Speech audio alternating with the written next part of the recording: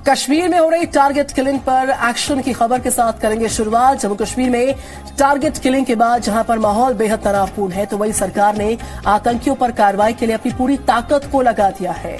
जम्मू कश्मीर में सभी सुरक्षा एजेंसी के बड़े अधिकारी कैंप कर रहे हैं और खुद सेनाध्यक्ष जनरल नरवणे भी जम्मू कश्मीर पहुंच गए हैं। सभी सुरक्षा एजेंसियां हर खुफिया इनपुट पर काम कर रही हैं। 23 अक्टूबर को गृहमंत्री अमित शाह भी जम्मू कश्मीर में रहेंगे और वहां के सुरक्षा हालात की समीक्षा की जाएगी। फिलहाल ये 4 तस्वीरें आपके सामने। कश्मीर में टारगेट किलिंग के पीछे आईएसआई का तो है ही, साथ ही साथ वो इस्तेमाल कर रही है इस्लामिक स्टेट खुरासान का। तो वही आतंकवादी संगठन जिसने काबुल में एयरपोर्ट पर हुए धमाकों को अंजाम दिया था। देखिए इस रिपोर्ट को।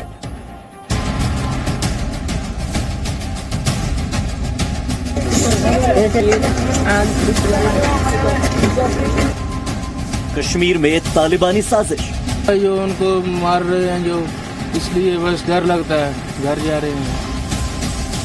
टारगेट किलिंग के पीछे आईएसकेपी का हाथ। मजबूरी में जाना पड़ गया, नहीं तो अभी हम नहीं जाते हैं। कम से कम 2 साल 2.5 साल रहते हैं। थोड़ा सा मन में हो गया भाई, भी घर में भी ऐसा कांड सुना, 2-4 ठो जो हो गया ऐसा, तो घरे चले अब वापस। हत्या का डर कश्मीर से पलायन को मजबूर। यहाँ 15-20 साल से आ रहे हैं, जो कि ऐसा हम लोगों के साथ में नहीं होते रहते थे, लेकिन मजदूर के साथ में ऐसा काम करने वाले के साथ में ऐसा नहीं हुए थे। सुना आपने, घर लौट रहे इन मजदूरों की ये बातें खौफ पैदा करने वाली है। आतंकी हमले का खौफ ऐसा कि अब वापस घर लौट जाने में ही अपनी सलामती समझ रहे हैं। इनका कहना है कि जान है तो जहान है, और अगर जिंदा रहे तो कहीं भी और कमा लेंगे, लेकिन अब एक और पल भी कश्मीर में नहीं रहेंगे। इनकी आप बीती ये बताने के लिए काफी है कि कश्मीर के हालात बद से बदतर हो चुके हैं। कश्मीर में हो रही टारगेट किलिंग के बाद से पूरे देश में गुस्सा है और अब देश आतंक के खिलाफ अंतिम लड़ाई की मांग कर रहा है। कश्मीर के कुलगाम, पुलवामा और बडगाम जैसे जिलों में आतंकवादियों के डर से बड़ी संख्या में लोग पलायन कर रहे हैं, लेकिन हमारे देश का एक खास वर्ग इन लोगों को नॉन नेटिव यानी कि भारत के दूसरे राज्यों का नागरिक बता रहा है। और आतंकवादी भी यही चाहते हैं कि भारत के किसी दूसरे राज्य का कोई भी नागरिक कश्मीर को अपने देश का हिस्सा न माने। पिछले अक्टूबर से अब तक अगर हम बात करें इस महीने की, तो इन 16-17 दिनों में जो करीबन 11 ऐसे लोग हैं जो सिविलियन टारगेट बने हैं, और जिनमें से नॉन लोकल्स हैं, माइनॉरिटी कम्युनिटी के हैं, जो देखने को मिले हैं। और उसके बाद कल के हमले के बाद खासकर जिस तरह से हालात बने, आप देखिए कैसे जो यहाँ पर बाहर के राज्यों से लोग आए हैं वो यहाँ से वापस जा रहे हैं। इन हत्याओं के पीछे पाकिस्तान का हाथ है, ये तो पहले ही साफ हो चुका है। लेकिन पाकिस्तान अकेले नहीं, बल्कि इस साजिश में इस्लामिक स्टेट खुरासान को शामिल करके पाकिस्तान आतंकी हमले करवा रहा है। आईएसकेपी वही संगठन है जिसने काबुल एयरपोर्ट पर हुए हमले की जिम्मेदारी ली थी, और अब वो कश्मीर में हमले की प्लानिंग कर रहा है। आतंकी संगठन आईएसकेपी की मैगजीन वॉइस ऑफ हिंद है, जिसमें अक्सर भारत के खिलाफ जहर उगला जाता है।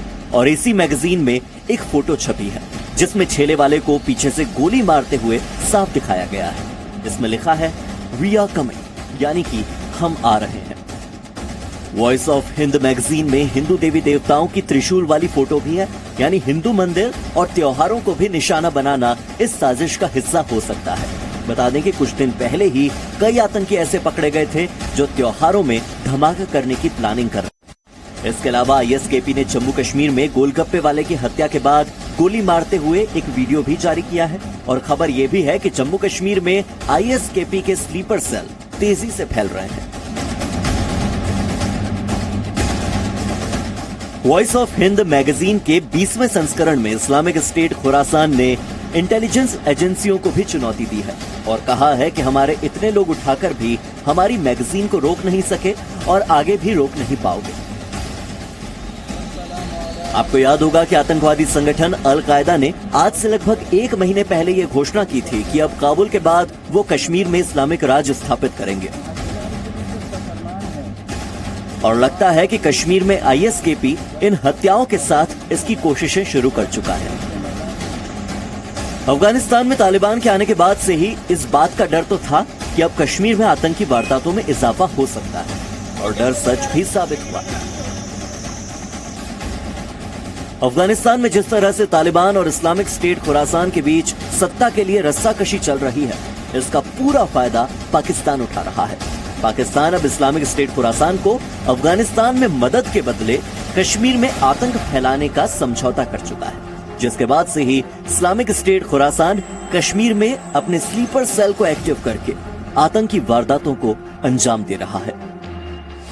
संवाददाता नीरज गौड़ और खालिद हुसैन के साथ ब्यूरो रिपोर्ट, जी मीडिया।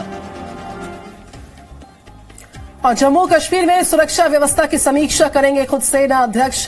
कल ही जम्मू कश्मीर पहुंचे थे सेना अध्यक्ष जनरल नरवणे। जो सीमावर्ती क्षेत्र हैं उन तमाम इलाकों का दौरा किया जाएगा सेना अध्यक्ष द्वारा, और सभी सुरक्षा एजेंसीज के जो बड़े अधिकारी हैं वो जम्मू कश्मीर में मौजूद हैं। तो सुरक्षा व्यवस्था की समीक्षा का मौका, सेना अध्यक्ष खुद मौजूद हैं। कल ही जम्मू कश्मीर पहुंचे थे सेना अध्यक्ष जनरल नरवणे। जितने भी सीमावर्ती इलाके हैं उनका दौरा करेंगे। सुरक्षा एजेंसीज के जो तमाम बड़े अधिकारी हैं, सभी सुरक्षा एजेंसीज के जो बड़े अधिकारी हैं वो जम्मू कश्मीर में मौजूद हैं। इस खबर पकड़ते हुए विस्तार से बात जितेंद्र शर्मा मेरे साथ श्रीनगर से लाइव है। Very good morning Jitendra. मेरे साथ राजू केनी है, आप जम्मू से लाइव रिपोर्ट करें। Very good morning Raju. Jitendra, आप पहले आपके पास आऊंगे। इस तरीके से जानकारी मिल रही है कि सुरक्षा की समीक्षा के लिए केंद्र द्वारा जो सबसे बड़ी टीम है उसको जम्मू कश्मीर में उतार दिया गया है। हर हालात पर नजर है और जो काउंटर टेरर ऑपरेशंस है उसकी भी जानकारी कि उसको और तेजी के साथ आगे बढ़ाने पर भी निष्कर्ष तक सरकार पहुंच सकती है। फिलहाल मौजूदा हालात क्या है वो बताएं, और साथ ही साथ सेनाध्यक्ष तमाम सीमावर्ती इलाकों का दौरा करेंगे, जायजा लेंगे सुरक्षा के इंतजामातों का। जितेंद्र, देखिए निधि, जो सबसे पहली बात यह है कि यहाँ पर जिस तरह के हालात हैं उसको लेकर के यहाँ पर खुद एलजी सारे जो सीनियर ऑफिशियल्स हैं उनके साथ मीटिंग ले रहे हैं। खुद डीजी एनआईए और सीआरपीएफ कुलदीप सिंह, जिनके पास दोनों एजेंसीज का प्रभार है, वो यहाँ पर मौजूद हैं इस समय। वो यहाँ पर बाकी सीनियर ऑफिशियल्स और एलजी के साथ मीटिंग ले रहे हैं। रात को एरिया डोमिनेशन यहाँ पर स्टार्ट हो चुका है, क्योंकि जिस तरह से ये पिछले कुछ दिनों में देख रहे हैं कि हम टारगेट किलिंग हो रही है, ये जो समय है ये तब है जब सिक्योरिटी एजेंसीज, यानी कि जो कहें कि रात के समय जब टीम बदलती है और जैसे ही अंधेरा होना शुरू होता है उसी समय ये मौका देख करके ये आतंकी टारगेट किलिंग कर रहे हैं।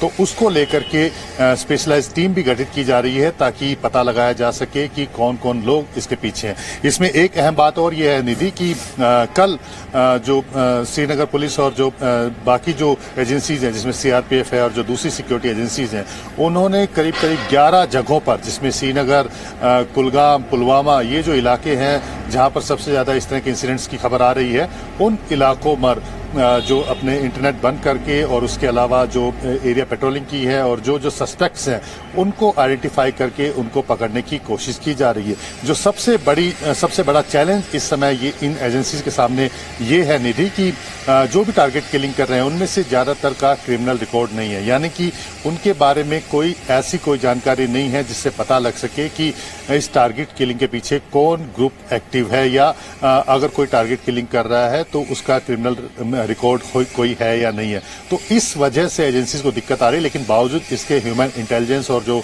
नेटवर्क के जरिए एजेंसीज पता लगाने की कोशिश कर रही है ताकि जल्द से जल्द इस नेटवर्क को तोड़ा जा सके, जो कि पाकिस्तान आईएसआई के कहने पर इस तरह की हरकतें कर रहा है। एक और इसमें एक खास बात है निधि कि एजेंसीज को जो पाकिस्तान आईएसआई का ब्लूप्रिंट है वो भी मिला है, जो कि इस तरह से टारगेट किलिंग को एनकरेज कर रहा है, बढ़ावा दे रहा है। उसका खास मकसद यही है कि कश्मीर के अंदर किसी तरीके से शांति ना बन पाए, और यही वजह है कि उसने टारगेट किलिंग करने का ये तरीका अपनाया है। इसको ये कह सकते हैं कि जो भी लोग कश्मीर में बाहर से आकर के काम कर रहे हैं, यानी कि उसको कहें कि सरकारी नौकरी में है या दूसरे कामों में लगे हुए हैं, उन सबको खास तौर पर टारगेट करने की बात की है। इसके अलावा टेरर फैलाने के लिए कश्मीरी पंडितों को निशाना बनाया जा रहा है। यहां तक कहा गया है कि जो कश्मीरी पंडित वापस घाटी में आकर, क्योंकि इस समय घाटी के अंदर हालात काफी अच्छे हो चुके हैं, उसको देखते हुए अगर कोई वापस आके बसना चाहता है तो उनको भी टारगेट किलिंग करके डराया जाए।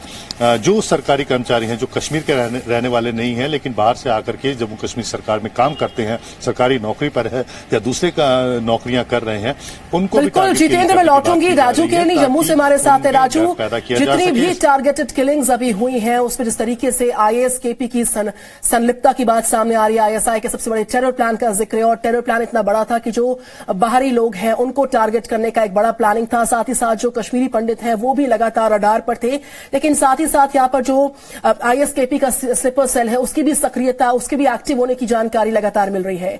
तो ये जो पूरा मैकेनिज्म है, यानी कि जो आतंक पर अंतिम प्रहार के लिए केंद्र की एक बड़ी टीम, खुद सेना प्रमुख सब यहां पर मौजूद है, नजर लगातार है। ये पूरी स्ट्रेटेजिकली प्लानिंग आगे कैसे रहने वाली है? साथ ही साथ इनपुट तो ये भी है कि जितने भी काउंटर टेरर ऑपरेशन है उसको आने वाले वक्त में बढ़ाया जाएगा और तेजी के साथ आतंक पर अंतिम प्रहार के लिए। राजू जी निधि, जिस तरीके से आर्मी चीफ जो है वो कल जम्मू में यहाँ पे पहुंचे और उन्होंने आते ही यहाँ पे पहले सुरक्षा व्यवस्था का जो है वो जायजा लिया, लाइन ऑफ कंट्रोल से लेके हिंट और लैंड तक किस तरीके से ऑपरेशंस चलाए जा रहे हैं वो सारी जानकारी जो है उन्होंने यहाँ पे जो है सेना अधिकारियों से मीटिंग करके लिए रात को वो जो है राजौरी में ही रुके थे और आज जो है फिर वो जो है पुंछ के इलाके में जाएंगे। यहाँ पे ऑपरेशन मिलिटेंट्स के खिलाफ एक चल रहा है और मिलिटेंट्स का जो प्लान है, जो पाकिस्तान की खुफिया एजेंसियों का प्लान है कि यहीं पे एक जगह जो है पुंछ के इलाके में कहीं जंगलों में एक जगह को जो है बेस बनाया जाए और उसके बाद वहां से ऑपरेट किया जाए। उस सारी चीजों का जो हो जायजा लेंगे क्योंकि उस जगह जो है वो राजौरी पुंछ का जो फारस का इलाका है उस इलाके में ऑपरेशन इस समय सेना की तरफ से आज 9वें दिन जो भी जारी है और सेना जो है उस पूरे इलाके में जो है हर तरीके से पैरा कमांडो और सभी को जो है सभी एजेंसियां जो है उसमें इन्वॉल्व होके वो सारी की सारी जो है उस ऑपरेशन को कामयाब बनाने में लगी हुई हैं और इस सारी चीजों को जो है वो डायरेक्शन देंगे। फील्ड कमांडर के साथ मीटिंग करेंगे आज सेना प्रमुख जो है और लाइन ऑफ कंट्रोल पे किस तरीके से हालात रहेंगे और किस तरीके की जो है अगर हालात बिगड़ते हैं, अगर पाकिस्तान की तरफ से सीज फायर वायलेशन की घटनाओं में इजाफा होता है, हालांकि जब से सीज फायर पे यहाँ पे लागू हुआ उसके बाद से 3 या 4 बार पाकिस्तान ने मिलिटेंट्स को घुसाने के लिए, घुसपैठ करवाने के लिए सीज फायर वायलेशन किया है। अगर वो सीज फायर वायलेशन फिर करता है। इस खबर पर नजर लगातार। राजू केरनी, बहुत शुक्रिया आपका जानकारी तमाम साझा करने के लिए। जितेंद्र शर्मा, बहुत धन्यवाद आपका जानकारी के लिए। खबरों के साथ हम फिलहाल रुकेंगे। इस खबर पर जी न्यूज की बड़ी कवरेज नजर लगातार है। फिलहाल वक्त एक छोटे से ब्रेक का है। Presenting B News app available on Google Play and App Store. Download it now.